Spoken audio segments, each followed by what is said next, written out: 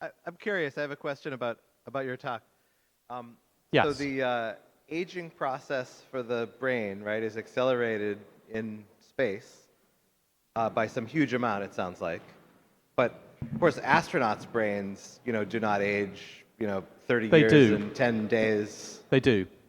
So, Well, how do astronauts survive? They don't age 30 days. They don't age, 80 years in 30 days, but they do age significantly, and they do age permanently. So there's permanent damage, as far as we can see. Why do the ex vivo brains age so much more quickly than the astronauts' brains? I guess they're newborn. One, they have no protective. They're not in a protective skull with all the sort of mechanisms that we have. We have an immune system. They basically don't have an immune system. So we have an immune system running around saying, no, let's fight this virus, let's kill this, let's do that. So it's basically you've got a brain which is very, very young and absent of an immune system, and it goes up there and it just accelerates with no limiting factors. The astronaut brains have quite a lot of limiting factors, and they are already 30 years old when they go up there. Thank you. That obviously is a fuzzy answer. The honest answer is we don't really know. Okay, we don't know, but we have good theories that sound plausible. So the main effort at the moment is to see whether we can work out which of those plausible sounding theories are true and which are false, right? Because that's science. Can I? Of course. Hello. Two things. How do cells detect gravity? Microtubules and centrioles. That's pretty clear. It's been known for a long time. So right now your centrioles and your microtubules are telling you that that's down and that's up somehow. And so in space they may be what's affected if it's gravity that's causing the problems. And ultrasound in cell cultures reverses senescence in aging cells. Maybe by acting on the microtubules, we can't say for sure.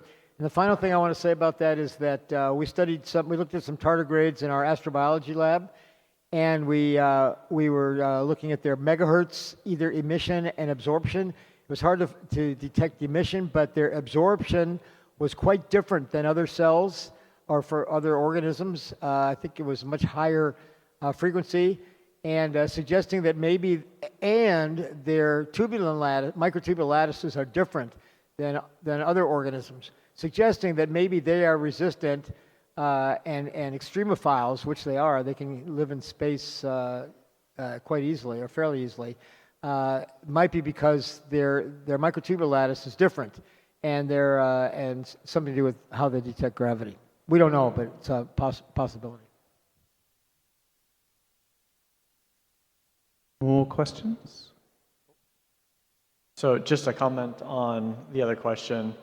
The other thing you could look at is water. So we're actually made up of 80% water, which is a really good blocker for cosmic radiation, which the ISS does have cosmic shielding, but it's not perfect, especially if you're doing long duration missions, which is why they see accelerated growth the longer they stay on the International Space Station. And so the other issue could be you don't have enough water protecting the stem cell brains from cosmic radiation. Alison has a whole range of things these things are going to be in a water jacket, in a lead-lined case. He wants to actually get one of the astronauts to do a walk outside the spaceship with the tardigrade brains to give them complete cosmic ray. So yes, you could do a lot of things, but yeah, water might help us a lot. Yeah, and then I do have a question on consciousness. Do you believe that it's primarily a memory function? Because if you strip away the ability to retain memories, you have no consciousness. You just are purely reactionary like a jellyfish. It's only by reflective recursion of I don't think so. If you give a patient Versed, amnestic, they won't remember anything, but they're clearly conscious. I don't think consciousness depends on memory. But even if they're clearly conscious, even if you give them that drug, the moment they take it, they're starting to rebuild memory, because your brain's designed to retain information. So would that not, if you took away completely the ability to retain any new information, so you're only reacting to external stimuli, like a jellyfish, do you think you could still be conscious at that point? I can try this Oh one. yeah, yeah. So, one of the things that I think we need to remember is that consciousness, the experience of it as well, requires processes. And processes depend on structures and ability to carry out reactions and things. So, in any system, if membranes are essential for those processes to occur, and consciousness is going to be like the big moment requires certain megahertz of movement of microtubules. So I think to correlate that to loss of membrane versus consciousness is not directly there, but I think the need for some composition, one can see that there might be some Right. correlation there, but it's not because of membranes or it's not in membranes. So yeah, so in the research I've been doing, it's the way I see it is like you have the lower pre-conscious agent, which would be your identity, how you filter data, make meaning of data internally and externally, and then which would be your conscious, and then your conscious side is like actively making decisions based off that data and then learning from experiences versus just continuing to react to the stimuli, but not with like a self-reflective metric.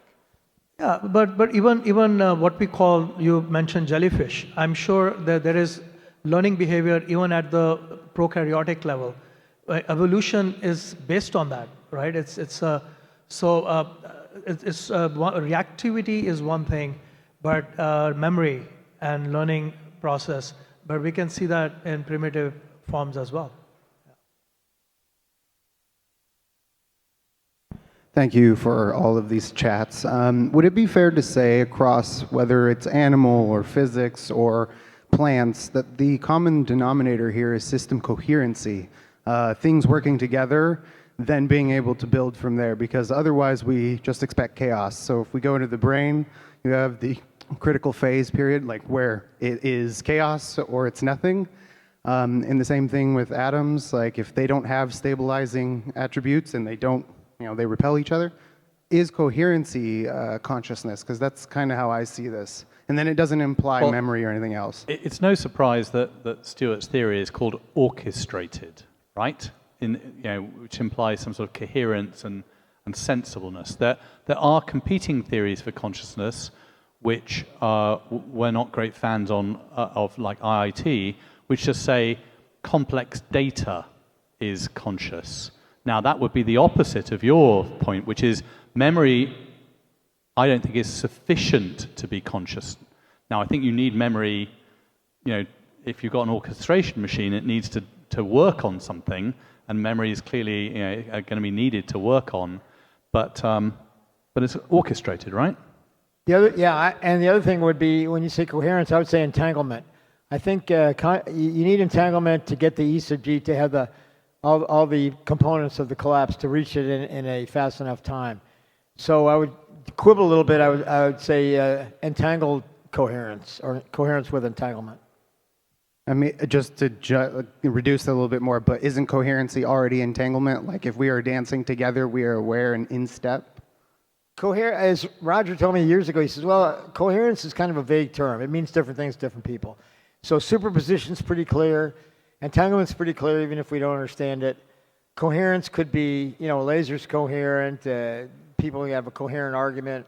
Not to trivialize it, but it's not a good physics term according to him.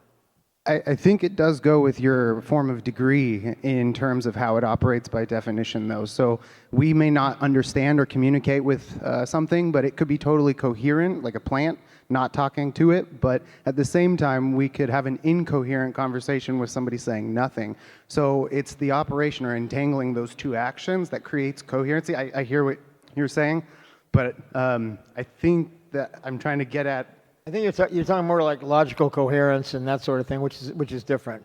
If we stick to physics, then coherence doesn't have a hard definition, whereas superposition and entanglement do, I think.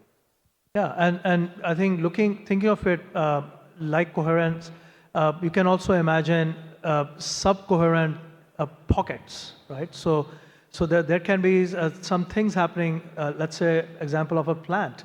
Some things might be happening in the root that the shoots are not aware of, but they are responding to something, right? So similarly in humans and animals as well. So I think I agree with you that there needs to be some sort of synchronicity between a system, but the level of that can be complex, or it could be at a very simple and a smaller micro scale level as well. That was awesome. And I just had a brain question. With you, oh, I just blanked out. Never mind. Oh, the main component that you brought up, would that be partial measurement to increase efficiency and then project where the answer may be? Is that what you're doing? Well, I'm trying to do, when I do these experiments, they're very, very simple. When I build a brainy kind of thing, it's incredibly complicated. So I'm just trying to do the simplest possible experiment, which is, can I sample a bit, expose half of the bit to gravity? If I amplify half the bit up to gravity, according to Stuart and Roger's theory, the whole system will collapse. According to other theories, only half of it will collapse. Well, if half of it collapses, you can't tell, right? It just looks the same as it, you can't tell. But if the theory is correct, then the whole system will collapse because space-time has to choose, and then you can see it. And when you take the measurement of the bit that you didn't look at, that will collapse despite the fact you didn't look at it. So, okay, so then you're able to implement a little bit more on the coherency side, because phase collapsing is decision-making at that point. It's choosing what it's doing. And that connection or that entanglement is coherency, is what I was trying to get at. So is the phase, never mind, now I'm lost in my own question. well, you're using the word coherence, which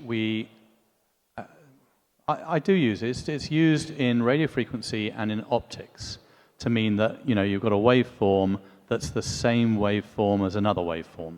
And that is actually exactly what you do when you take a partial measurement. You've got some sort of waveform, and you take half of it. Now you've got, these two copies, and then you can mess with one of them, like you can measure half of it, leaving the coherent other one alone. Now, if you measure one, does it affect the first one, or are they independent? And that's really the question. It's a sort of, it's the quantum gravity equivalent of spooky action at a distance.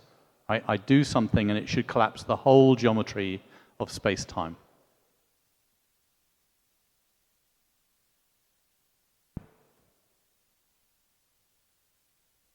Thank you for the talks. I truly learned a lot. One question about the EEG. If two people who has the exact same frequency and the peak of the triplet, does that mean they have the thoughts or conscious synchronization? Yeah, go ahead. Not necessarily. I don't think so necessarily. They would have to be entangled, and they'd have to. If they were entangled and part of the same collapse, then they would be.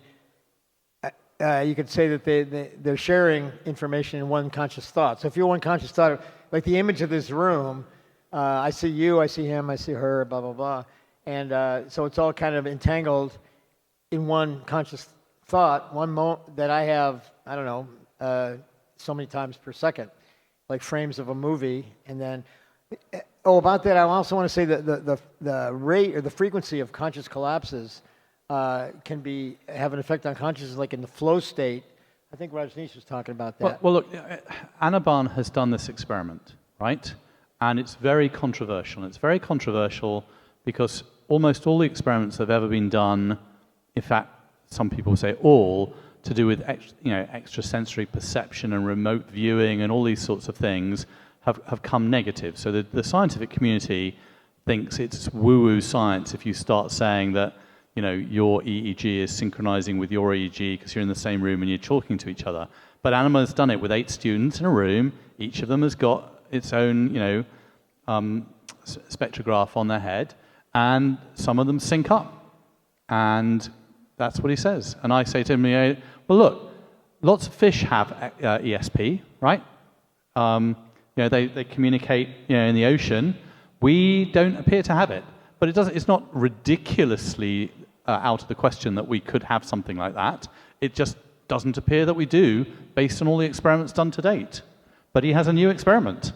Well, one of the things to keep in mind, as we look at triplets of triplets and all of these outputs, they are outputs. So if you think of water, right, and there's a wave, so we have machines. We can look at these outputs, what's going on underneath, and so we may see some waves coming and they're synchronized, moving all together. So maybe that was caused by a similar signal that we are all responding to. So these are outputs. We have to remember that triplets and triplets is not consciousness. That is a signal that we think might be an output of the activities or things that are going behind. So synchronicity, it's still, we are just looking at the behavior at the output of it. So what's going on behind? Might be some cases where that may have synchronicity, but maybe others which just look like that.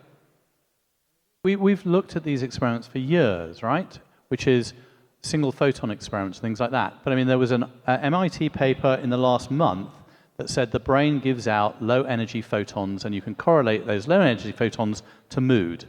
There are also a bunch of experiments that show that humans are sensitive to single photons. So people who say, well, I'm empathic, and if I'm near someone, I can sense their mood, have up to now been ridiculed as just complete woo-woo science. But there's a mechanism that would support it. Someone should probably do a proper scientific test to see whether it happens. Anaban has done his sync-up test. Someone should repeat it.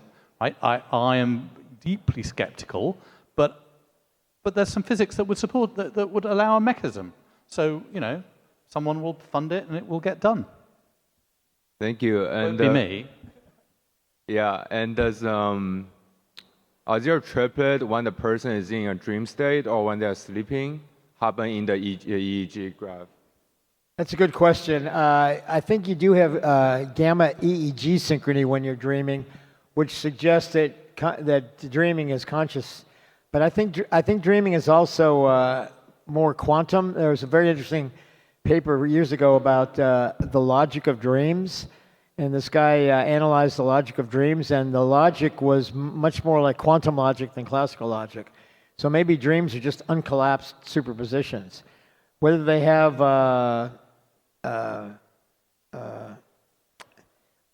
triplets or not, I don't know. But that's a good question. Well, again, a bunch of interesting experiments, right? What happens when you sleep? What happens when you put people who are closely related next to each other? What happens when you have a loved one next to you? All sorts of things that are this field has only been up for 6 months or so, right? You can list a whole bunch of interesting things I'd like to find out.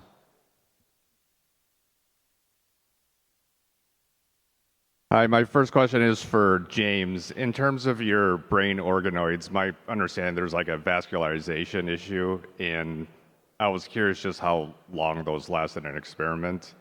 So I recently started working with a startup, and so I have a little bit of appreciation of that. And then, maybe my second question to Stuart, in terms of further supporting OrcOR, do you have a sense of, what would be the next experiments? And I'm coming from the perspective of being a finance person, and so I'm curious just if there's, if you have a sense of the cost and if there's any types of financial barriers there that that we're up against. Thank you. The brain organoids self-limit, so once they're at a certain size, they stop growing any further because oxygen can't diffuse in, and the very, very center of the organoid starts to die, and that limits them. But in terms of their longevity, we think that they will live as long as a human being lives. The record at the moment is about 3.5 years, and that was only because someone dropped the plate. So if you have a car accident, it will, very sadly, not be good for you, and the same with an organoid. Yeah, our experiments are actually pretty inexpensive. For example, in the Templeton project, they funded 2 experiments for $100,000 each, and the big adversarial collaborations that didn't work cost $5 million, and they were attempting to explain consciousness by predicting where in the brain fMRI would occur based on the global neuronal workspace versus IIT. And as I kept pointing out to him, just because there's fMRI activity in a particular area of the brain does not mean that that's where consciousness is happening, because if you go back to Robin Carhart Harris, who's been mentioned here several times and works pretty close to here, he's the head of psychedelics at UCSF, did an experiment in 2012 where he gave volunteer subjects lying, reclining, relaxing in an fMRI scanner with their eyes closed, just told to just relax and enjoy, don't say anything, don't do anything, while he gave them intravenous psilocybin. And they later reported that they were having vivid hallucinations. And they were expecting the MRI to light up like a pinball machine, but instead it was cold and dark, like they were comatose. And he presented this at the Tucson conference in 2012, and I was chairing the session, and he kind of threw it up. Well, does anybody have an explanation for this? I said, yeah. Consciousness is very low energy. It's happening at quantum level in microtubules. You don't need a lot of energy. What needs energy is the membrane's depolarization for cognition, to act, to speak, to report, to do anything that requires movement or cognition, where the membranes are involved. But if you're just purely conscious, in my view, all you need is some microtubules doing quantum stuff, so you could be laying there, tripping your brains out, and not really needing much energy. We have time for one more question. So who's got the best question I in the think room? she's had her The hand lady up has for had a long her- time. Yeah. Lady in the orange? No, No, the lady in the orange on the left. she's also had her hand for a long time. The one in the white. Oh, Hi there. Oh, okay. Thank you for this talk. I'm coming to this kind of more from the woo-woo space. Like, I'm a coach. I've had over a decade of really intense psychedelic experience, and I'm just curious to actually hear you talk about your experience with people in expanded states of consciousness. Maybe it's psychedelics or orgasm or breath work, because I have experienced like time loops. I have personally experienced retrocausality. And so it's really interesting to hear it from the scientific experience, because I've had that personal experience. So I'm just curious. I'm curious to hear you speak more, if you even have that, because I have heard you've done like psilocybin or DMT experience, but if you've done anything else as well in that realm. Thank you. I'll address the retrocausality, because that's a very, very important point. Another thing in Roger's book, The Emperor's New Mind, was he talked about experiments by Ben Libet in 1979, where he went, it was in UCSF actually, and he was working with a neurosurgeon, Bertram Feinstein, who was the husband of Dianne Feinstein, who was the senator later, I guess. And Libet was a physiologist. So Feinstein was doing these neurosurgical procedures, some of them on awake patients, like to find a seizure focus or what he could take out without harming the patient. So that you can numb up the skin, the scalp, the bone, the meninges, and actually and once you're in the brain, it doesn't hurt. So that used to be fairly prevalent. I did a couple in my career, but no fun. I didn't want to do that. I'd rather just put them to sleep, put a tube in, and not have to worry about it. But the point was that he could then find out their perception. So he had, the surgeon had let's say the finger area of the cortex, and he could stimulate the finger, stimulate the cortex, and figure out when the perception, and then he asked the patient to say, okay, when do you feel it? And he used a very fast-moving clock so that they could just look and tell him later, well, it was like the third pass at 3 o'clock. So they didn't lose any time doing that. To make a long story short, he found out that if you stimulate the brain directly, you need 500 milliseconds of activity before there's consciousness. If you stimulate the finger, it happens in 30 milliseconds, almost immediately. 30 milliseconds it takes to get from the finger to the cortex. And yet, but if you didn't have an evoked potential, then you didn't get the consciousness. So the evoked potential at 30 milliseconds. So the brain knows at 30 milliseconds whether or not there's going to be 500 milliseconds of ongoing activity. So the brain is getting roughly a half a second of retroactive activity. And when you think about it, this is absolutely necessary for any kind of normal free will, like in conversation. If you and I are talking, you say something, and I answer back immediately, if someone looked at my brain for the activity processing what you said, it comes after I've already responded. Therefore, the party line in neuroscience and philosophy is that we act, in many cases, non-consciously on autopilot and have a false illusion of being in conscious control. Therefore, consciousness and free will are illusions. However, with this backward time effect, you get information, as weird as it sounds, you get information from the near future. And so that you can actually answer consciously, even though your brain hasn't figured it out yet. And as strange as that seems, it's probably right, because otherwise you couldn't nobody could hit a baseball at 100 miles an hour, or a cricket ball, or tennis, stuff like that. We need backward time, and it's possible with collapse. Every collapse, in Roger's view, and also in Yakir Aharonov's view, who has a different ontology, has backward time effects from collapse. So thank you very much. I think you all can see that there's quite a competition maybe between physics, hardened physics, and consciousness, right? We wake up in the morning, we feel conscious, we feel we have free will, we have these experiences and so on. At the moment, physics doesn't really recognize any of this. And so the question is, are we delusional and we're not really conscious, we just think we are? Or does physics need to change and adapt and do some more experiments to explain it? Thank you very much, everybody. Thank you.